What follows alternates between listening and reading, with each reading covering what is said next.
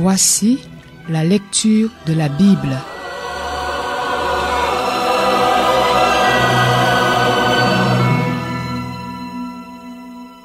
Genèse, chapitre 19. Les deux anges arrivèrent à Sodome vers le soir. Lot était assis à la porte de la ville. Quand Lot les vit, il se leva pour aller à leur rencontre et se prosterna le visage contre terre. Puis il dit, « Mes seigneurs, entrez donc chez votre serviteur pour y passer la nuit. Vous vous laverez les pieds, vous vous lèverez de bon matin, puis vous poursuivrez votre route. » « Non, répondirent-ils, nous passerons la nuit sur la place. » Mais Lot insista tellement auprès d'eux qu'ils le suivirent et vinrent chez lui. Il leur prépara un festin, fit cuire des pains sans levain, et ils mangèrent. Il n'était pas encore couché que les habitants de la ville, les habitants de Sodome, entourèrent la maison, depuis les enfants jusqu'aux plus âgés. Toute la population était accourue. Ils appelèrent Lot et lui dirent, « Où sont les hommes qui sont entrés chez toi cette nuit? Fais-les sortir vers nous pour que nous couchions avec eux. » Lot sortit vers eux à l'entrée de la maison et ferma la porte derrière lui. Il dit, « Mes frères, je vous en prie, ne faites pas le mal. J'ai ici 2 filles qui sont vierges. Je vous les amènerai dehors et vous leur ferez ce qu'il vous plaira. Seulement, ne faites rien à ces hommes puisqu'ils sont venus s'abriter sous mon toit. » Ils dirent, « Pousse-toi. » Ils ajoutèrent, « Celui-ci est venu séjourner chez nous en étranger et il veut faire le juge.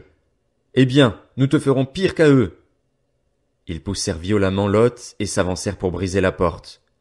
Cependant, les hommes tendirent la main, firent rentrer Lot vers eux dans la maison et fermèrent la porte. Puis ils frappèrent d'aveuglement ceux qui étaient à l'entrée de la maison, depuis le plus petit jusqu'au plus grand, de sorte qu'ils se fatiguèrent de chercher la porte. Les hommes dirent à Lot, « Qui as-tu encore ici? Gendre, fils, fille et tout ce qui t'appartient dans la ville, fais-les sortir de là. Nous allons détruire cet endroit parce que le cri contre ses habitants est grand devant l'Éternel. L'Éternel nous a envoyés pour le détruire. » Lot sortit et parla à ses gendres, ceux qui avaient épousé ses filles.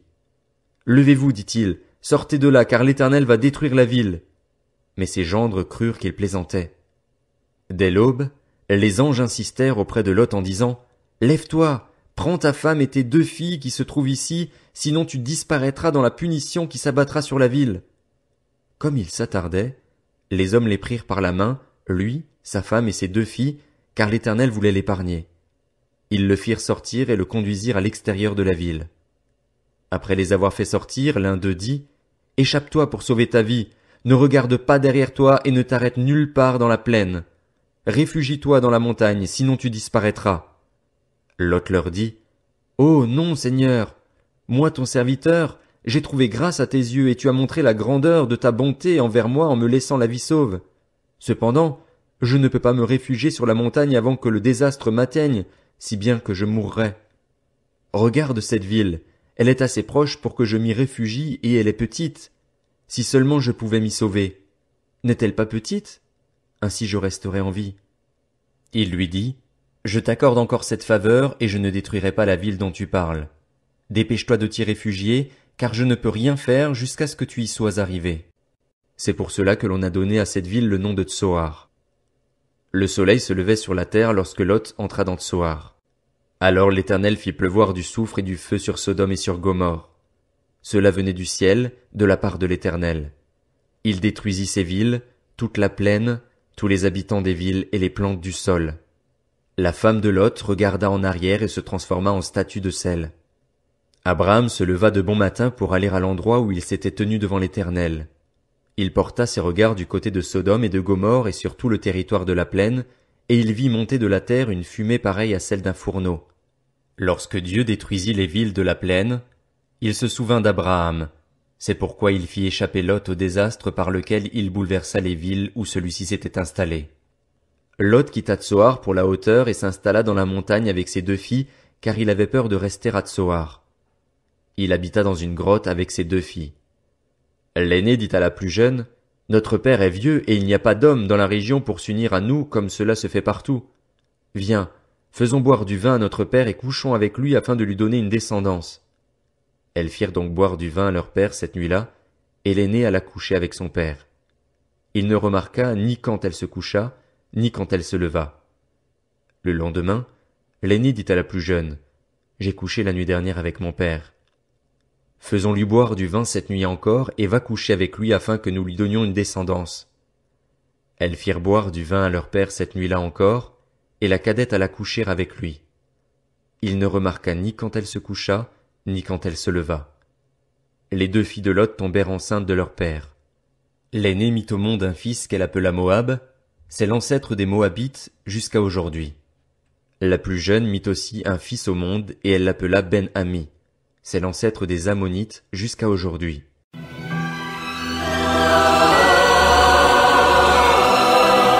C'était la lecture de la Bible.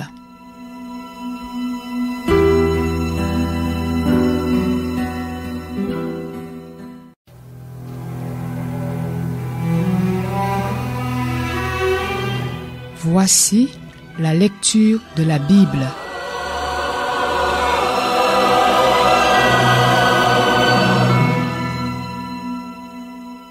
Genèse, chapitre 20. Abraham partit de là pour la région du Néguev. Il s'installa entre Kadès et Shur et fit un séjour à Guérar. Abraham disait à propos de sa femme Sarah, « C'est ma sœur. » Abimélec, roi de Guérar, fit enlever Sarah. Alors Dieu apparut à Abimélec dans un rêve pendant la nuit et lui dit, « Tu vas mourir à cause de la femme que tu as enlevée, car elle est mariée. » Abimélec, qui ne s'était pas encore approché d'elle, répondit, « Seigneur, détruirais-tu même une nation juste? Ne m'a-t-il pas dit qu'elle était sa sœur, et elle-même n'a-t-elle pas dit qu'il était son frère? C'est avec un cœur intègre et des mains innocentes que j'ai agi. » Dieu lui dit dans son rêve, « Je sais moi aussi que tu as agi avec un cœur intègre, si bien que je t'ai moi-même empêché de pécher contre moi. Voilà pourquoi je n'ai pas permis que tu la touches. Maintenant, rends la femme de cet homme, car c'est un prophète. Il priera pour toi et tu vivras. Mais, si tu ne la rends pas, sache que tu mourras, toi et tout ce qui t'appartient. » Abimélec se leva de bon matin, appela tous ses serviteurs et leur raconta toute l'affaire. Ces gens furent alors saisis d'une grande frayeur. Abimélec appela aussi Abraham et lui dit, « Qu'est-ce que tu nous as fait? Quel péché ai-je commis contre toi pour que tu fasses venir sur moi et sur mon royaume un si grand péché? Tu as commis envers moi des actes qui ne doivent pas se commettre. » Abimélec dit encore à Abraham, « Quelle intention avais-tu pour agir ainsi? » Abraham répondit, « Je me disais qu'il n'y avait sans doute aucune crainte de Dieu dans ce pays et que l'on me tuerait à cause de ma femme. De plus, il est vrai qu'elle est ma sœur puisqu'elle est la fille de mon père. Seulement, elle n'est pas la fille de ma mère et elle est devenue ma femme. Lorsque Dieu m'a fait errer loin de ma famille, j'ai dit à Sarah, « Voici l'acte de bonté dont tu pourras faire preuve envers moi. Partout où nous irons, présente-moi comme ton frère. » Abimélec prit des brebis et des bœufs, des serviteurs et des servantes, et il les donna à Abraham. De plus, il lui rendit sa femme Sarah en disant, « Mon pays est devant toi. Installe-toi où il te plaira. » Quant à Sarah, il lui dit, « Je donne à ton frère 1000 pièces d'argent. Ce sera pour toi comme un voile sur les yeux pour tous ceux qui sont avec toi. Ainsi, ton innocence sera prouvée devant tous. » Abraham pria Dieu, et Dieu guérit Abimélec, sa femme et ses servantes, de sorte qu'elles purent avoir des enfants. En effet, l'Éternel avait frappé de stérilité tout le foyer d'Abimélec à cause de Sarah, la femme d'Abraham.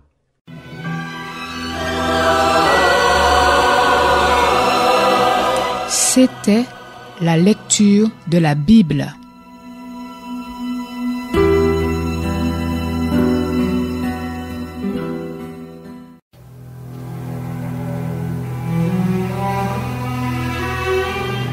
Voici la lecture de la Bible.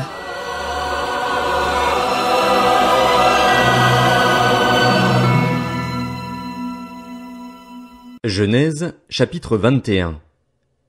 L'Éternel intervint en faveur de Sarah comme il l'avait dit, il accomplit pour elle ce qu'il avait promis. Sarah tomba enceinte et donna un fils à Abraham dans sa vieillesse, au moment fixé dont Dieu lui avait parlé. Abraham appela Isaac, le fils qui lui était né, que Sarah lui avait donné. Il circoncit son fils Isaac lorsqu'il fut âgé de 8 jours, comme Dieu le lui avait ordonné. Abraham était âgé de 100 ans à la naissance de son fils Isaac. Sarah dit, « Dieu m'a donné un sujet de rire, et tous ceux qui l'apprendront riront de moi. Elle ajouta, qui aurait osé dire à Abraham, Sarah allaitera des enfants? Pourtant, je lui ai donné un fils dans sa vieillesse. L'enfant grandit et fut sevré. Abraham fit un grand festin le jour où Isaac fut sevré. Sarah vit rire le fils que l'Égyptienne Agar avait donné à Abraham.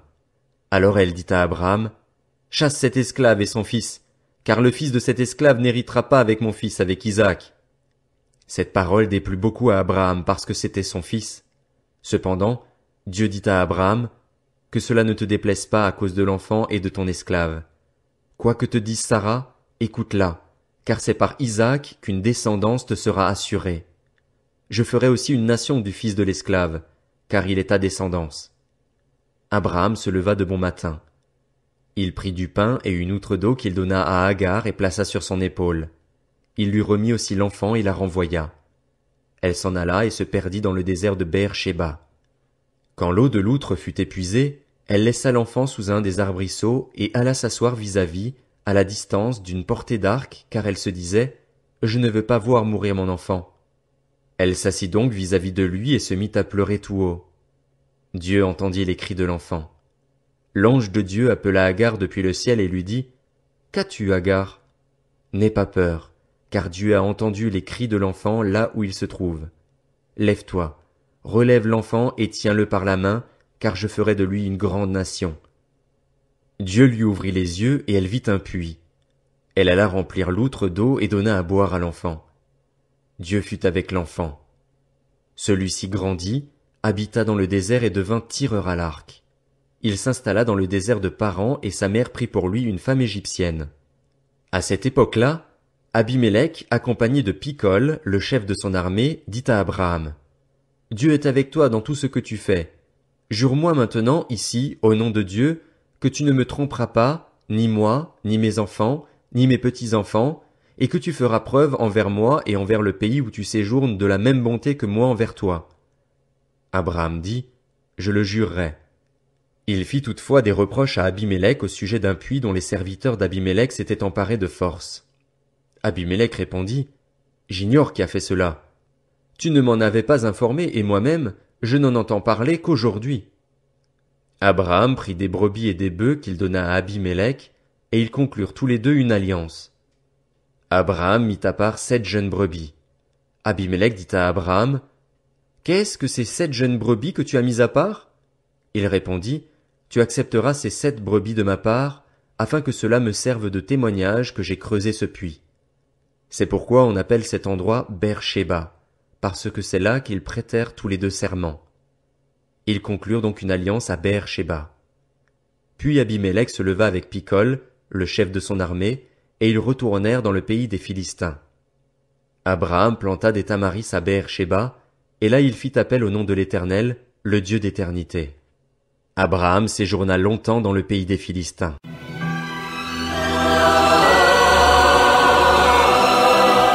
C'était la lecture de la Bible.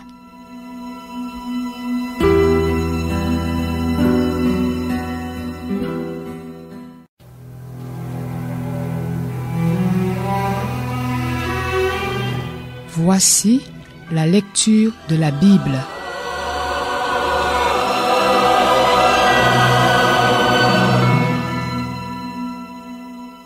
Genèse, chapitre 22.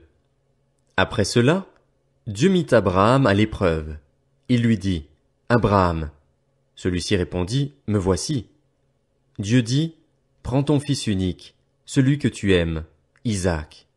Va-t'en au pays de Morija, et là offre-le en holocauste sur l'une des montagnes que je t'indiquerai. » Abraham se leva de bon matin, sella son âne et prit avec lui 2 serviteurs et son fils Isaac. Il fendit du bois pour l'holocauste et partit pour aller à l'endroit que Dieu lui avait indiqué. Le 3e jour, Abraham leva les yeux et vit l'endroit de loin. Il dit à ses serviteurs, « Restez ici avec l'âne. Le jeune homme et moi, nous irons jusque là-bas pour adorer, puis nous reviendrons vers vous. » Abraham prit le bois pour l'holocauste, le chargea sur son fils Isaac et porta lui-même le feu et le couteau. Ils marchèrent tous les deux ensemble.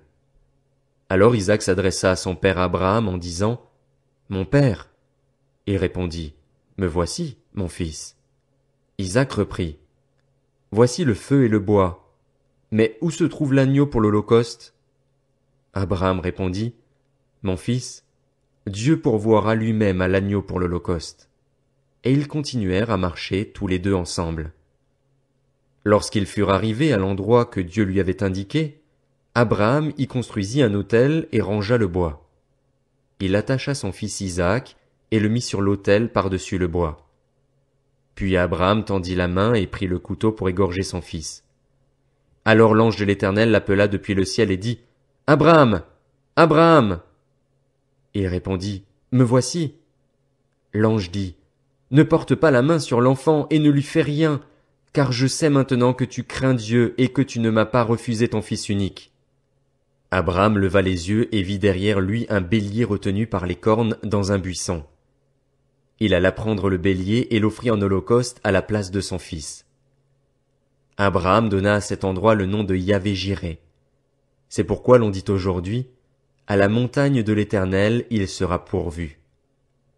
L'ange de l'Éternel appela une deuxième fois Abraham depuis le ciel. Il dit, Je le jure par moi-même, déclaration de l'Éternel, parce que tu as fait cela et que tu n'as pas refusé ton fils unique, je te bénirai et je multiplierai ta descendance. Elle sera aussi nombreuse que les étoiles du ciel, pareille au sable qui est au bord de la mer. De plus, ta descendance possédera les villes de ses ennemis. Toutes les nations de la terre seront bénies en ta descendance, parce que tu m'as obéi. Abraham retourna vers ses serviteurs. Ils se levèrent et repartirent ensemble à Beër-Shéba. En effet, Abraham habitait à Beër-Shéba. Après cela, on annonça à Abraham, Milca a aussi donné des fils à ton frère Nacor, Uts son aîné, Buz son frère, Kemuel le père d'Aram, Kézed, Hazo, Pildash, Jidlaph et Bethuel. Bethuel a eu pour fille Rebecca. Voilà les 8 fils que Milca a donnés à Nacor, le frère d'Abraham. Sa concubine, appelée Réhuma, a aussi mis au monde Tébar, Gaham, Tahash et Maaka.